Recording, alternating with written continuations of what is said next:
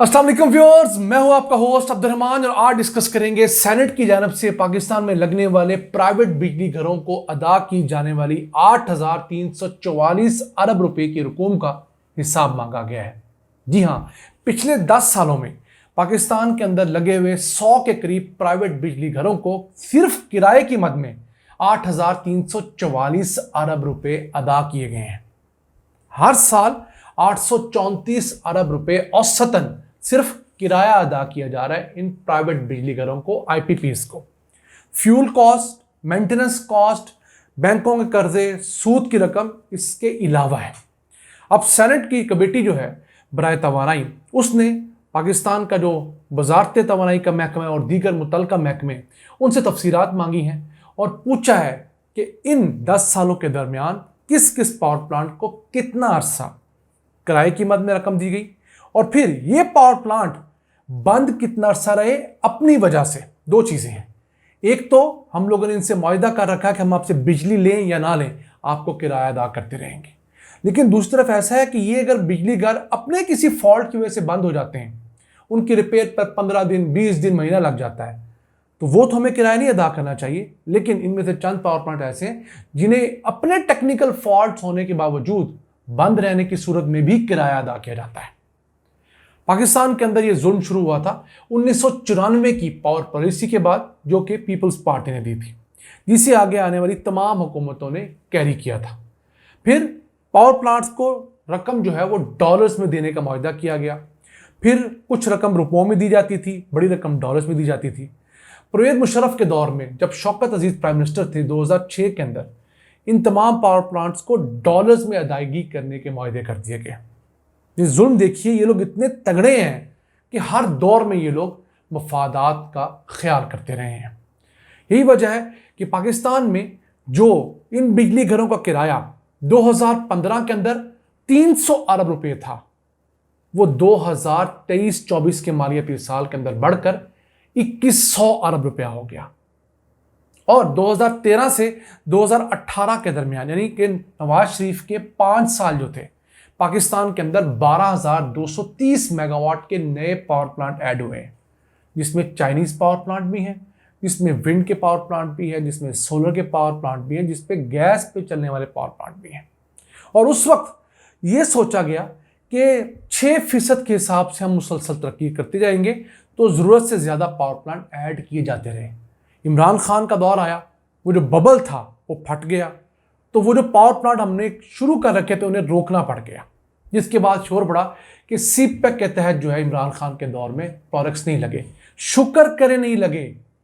अगर ये जो रोके हुए पावर प्लांट्स इमरान खान के दौर के मुकम्मल हो जाते, यकीन कीजिए जो आज बिजली का यूनिट 70 रुपये है, ये 100 रुपये से ऊपर होता। इमरान खान का दौर कोई कतन आइडियल दौर नहीं था और ना ही उसकी परफॉर्मेंस कोई बहुत ज़्यादा आइडियल थी। लेकिन पाकिस्तान जैसे हालात में नुकसान वाले मजीद पावर प्लांट्स को रोकना भी बड़ा काम था। अब हम लोग जो चीज़ भुगत रहे हैं वो हम बार बार आपको यही बताते हैं कि बेनज़ीर की पॉलिसी नवाज शरीफ ने फॉलो की, फिर परवेज मुशर्रफ ने फॉलो की, फिर पीपल्स पार्टी का जो दौर था 2008 से लेकर 2013 तक, उसमें एज सच को बड़े थर्मल बेस्ड पावर प्लांट नहीं लगे, यानी कि तेल के ऊपर, गैस के ऊपर पावर प्लांट नहीं लगे। चंद विंड एनर्जी के पावर प्रोजेक्ट जरूर शुरू हुए।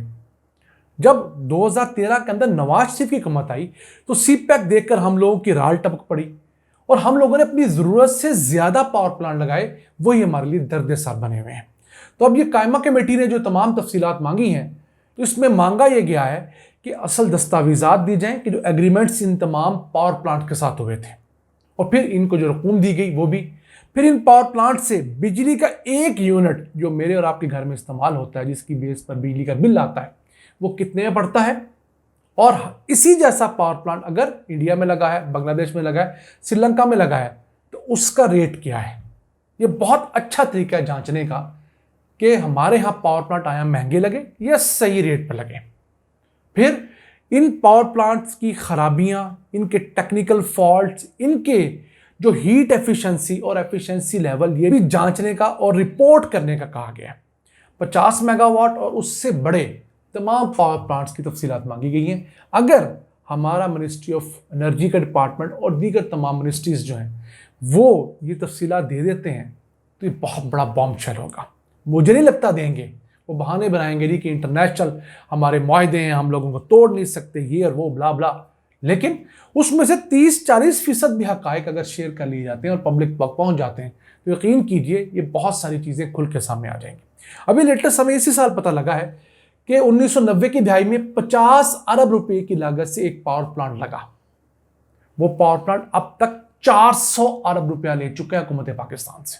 50 अरब रुपया उसकी लागत और 350 अरब रुपया उसका मुनाफा। ऐसा मुनाफा दुनिया में कहां मिलता है? और जिन पावर प्लांट्स को हुकूमत पाकिस्तान ने 12%, 13% सालाना मुनाफा गारंटी किया था, साल के बाद पता लगा कि उनका सालाना मुनाफा 25 से 30% रहा। यानी कि 3 साल के अंदर कंपनीज ने, या बड़ी हद 4 साल के अंदर अपने पूरे पावर प्लांट की लागत वसूल कर ली। उसके बाद धड़ाधड़ फायदा ही फायदा है। और हालात ये हैं कि अब हर आने वाले साल में कई 100 अरब रुपए की कैपेसिटी पेमेंट किराए की मद में इजाफा हो रहा है। हम लोगों ने अगर गुज़िश्ता साल 2200 अरब रुपए कैपेसिटी पेमेंट्स की मद में दिए हैं तो रवां माली पे साल में 2800 अरब देने हैं। अगले साल में ये 3500 अरब रुपए हो जाएंगे अगर डॉलर बहुत ज़्यादा महंगा ना गया तो इन चीज़ों पर हम किस तरह बांध लगाएंगे? ये $1 बिलियन नहीं, कई बिलियन डॉलर का सवाल है। अब इन पावर प्लांट के साथ निगोशिएशन कैसे होगी? बिल्कुल हो सकती है, लेकिन उसके लिए पहले आपको इनकी चोरियां पकड़नी होंगी। उन चोरियों को इंटरनेशनल स्टैंडर्ड पर इन्वेस्टिगेट करना होगा, फिर उसके रेफरेंसेस बनाने होंगे, फिर आपको इंटरनेशनल कोर्ट में जाना होगा, वहां जाकर बताना होगा जनाब ये देखें ये कंपनी हमसे इस मुआहदे के तहत ये एफिशिएंसी बताकर अपना पावर प्लांट सेटअप कर चुकी है। लेकिन जब हमने तहकीकात की हैं, फेयर तहकीकात में पता लगा है इस कंपनी ने ये 2 नंबरी की है। यानी कि साल के 12 महीने में हमें पावर प्लांट देना था, ये साल के 8 महीने पावर प्लांट रेडी रखती हैं। 3-4 महीने मेंटेनेंस के नाम पर, टेक्निकल फॉल्ट्स के नाम पर पावर प्लांट बंद रहता है। इनकी हीट एफिशिएंसी कम है, इनकी बाकी तमाम एफिशिएंसीज कम है। तो उस बुनियाद पर हम इन पावर प्लांट कंपनीज को दबाव में ला सकते हैं, इनसे रीनिगोशिएट कर सकते हैं। जैसे इमरान खान के दौर में तकरीबन 30 पावर प्लांट के साथ मुआहदे रीनिगोशिएट हुए थे और उसका बड़ा अच्छा असर हुआ है। अगर वो निगोशिएट ना होते तो हमें 10-12 रुपए फी यूनिट मजीद अदा करने पड़ने थे हर बिजली के यूनिट पे। बाकियों के साथ भी निगोशिएट हो जाने थे, लेकिन हुकूमत चूंकि चली गई तो जो एक प्रोसेस होता है, एक हुकूमत का प्रेशर होता है इन सीटों के ऊपर, वो भी ख़त्म हो जाता है। नई हुकूमत अपनी जो है सर्वाइवल की जंग में पड़ गई तो वो आज तक उस चीज़ से निकली नहीं है। एक तरफ तो ये हमसे किराए की मद में 8,344 अरब ले चुके हैं, दूसरी तरफ हुकूमत ने इन प्राइवेट बिजली घरों को 30 सालों के दौरान 1217 अरब रुपए की टैक्स एग्जम्पशंस भी दी हैं। यानी कि जो टैक्स इनकी तरफ वाजिबुल अदा था उसमें छूट दे दी गई। क्यों जी? ये कोई बताने वाला नहीं है।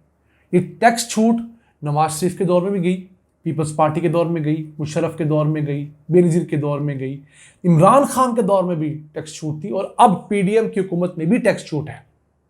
अभी पिछले माली साल के दौरान इन पावर प्लांट्स को 30 अरब रुपए की टैक्स छूट दी गई। यानी कि जो 30 अरब इनसे हुकूमत ने लेना था वो नहीं लिया, और उससे 1 साल पहले 2023 के माली साल में 56 अरब रुपए की टैक्स छूट इनको दी गई है। तो अब सिंपल सी बात देखिए कि इन बिजली घरों को पिछले 30 सालों के अंदर जो अभी तक फिगर्स आए हैं 9,561 अरब रुपए का किराया और टैक्स छूट मिली है।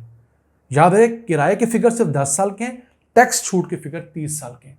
तो अगर पिछले 20 साल के जो किराए के फिगर्स आ जाएं तो मुझे लगता है ये फिगर 15-16 हज़ार अरब रुपए से बढ़ जाएगी। ऐसे ही तो पाकिस्तान में इस वक्त दुनिया की सबसे महंगी बिजली नहीं है और हमारे गरीब लोग अपने घर का सामान बेचकर बिजली के बिल अदा करने पर मजबूर हैं।